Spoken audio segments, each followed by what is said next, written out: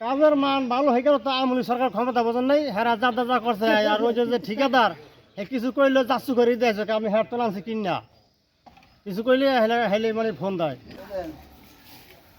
কাজের মান দেখছেন নি? এই যে সিমেন্ট দেন দেখছেন? এই খুললে যায়। হ্যাঁ খুলে যায় এই যে এই দেন না এক বছর আগে সব পড়ে গেছে দেখছেন না? পলেস্তারা এখানে ভিডিও দিতেছে। হ্যাঁ এই দেন না কোনার অবস্থা কি? আচ্ছা আপনি একটু আপনি টাকাই বলেন দি ভাই, এই যে কতদিন হয়েছে এই বিল্ডিংটা করছে আর এই যে এখন এই যে এরকম পলেস্তারা উঠে যায় কেন?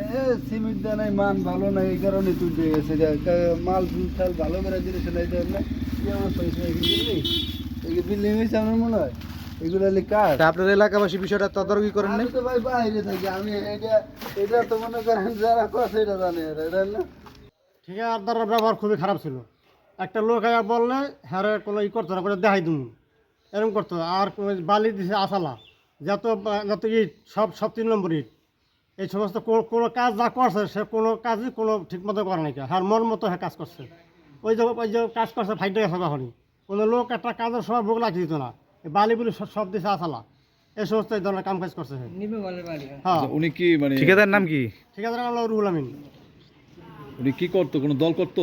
হ্যাঁ উনি আমলিক করতো আর কিছু করলে করতো দেখাই তুমি দাদারে দেয়া ও, হ্যাঁ উনি আমলিগের দিত না, ক্ষমতা দায়িত্ব। হ্যাঁ হ্যাঁ আমলিগের ক্ষমতা দায়িত্ব অফিসে জানাইছি আমরা যে মাস্টারের কই সারা কইছে যে অফিসে আমরা জানাইছি।